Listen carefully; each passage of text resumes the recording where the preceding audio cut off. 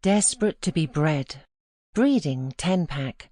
Virgin Erotica. Breeding Erotica Milf Erotica Threesome Erotica Collection.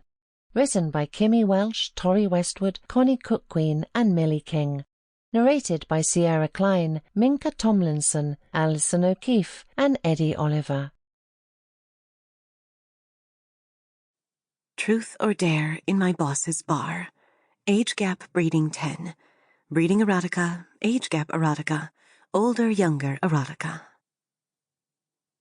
Coming back home was always going to be weird. I'd escaped the small town we grew up in when I was 18, moving to the big city in search of fame and fortune after an argument with my father. My boss, Dylan, and I always had a strange kind of relationship. He took me under his wing after finding out about my home life. He was 20 years older than me, and the age gap between us always seemed huge when we worked together. Now I was older. 20 years really didn't seem like too much of a big deal. If anything, it was a turn-on.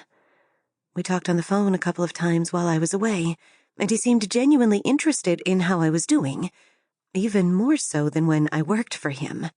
When I made the trip back home, I made sure I didn't tell a soul, not even my ex-boss.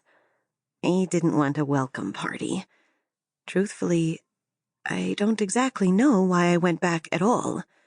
I knew from his posts online that he'd bought a local bar a few streets away from where I grew up. Back then, it was kind of a dive, but from what I could see from his photos he shared, he'd fixed it up real nice. After I dropped my bags off at a nearby motel, it was one of the first places I headed to. I was kind of nervous to meet him. That morning, I found my stomach dropping every time I thought about it. It seemed so silly to be feeling this way, but I think the reality was dawning on me quickly as the morning's hours passed. Of all the people from my old town, my ex-boss was the one I was drawn to first of all. I walked through the familiar streets that had hardly changed a bit in the years I'd been gone. There'd been the odd development or refurbishment here and there, but for the most part, it was the same old town I'd left. There was something reassuring about that. Everything moved so fast in the city that it was calming to return here. Things changed at a glacial pace. There were no mysteries. It was reliable. And sometimes I think that's all we need. I stared up at the sign outside the corner bar. Dylan's, it read proudly. He'd always been a little narcissistic, but naming the place after himself was really saying something. With a breath, I stepped inside, smelling the woody yeast smell immediately. It had that dark, early air to it.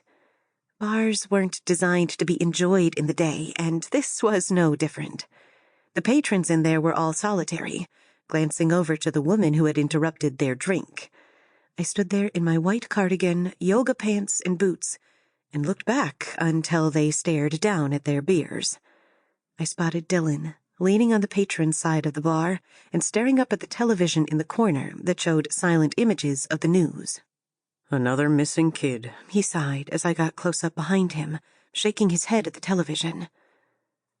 "They don't all stay lost forever," I said, standing a yard or so away from him. He turned, slow, looking in the reflection of the mirror behind the bar on his route around to me.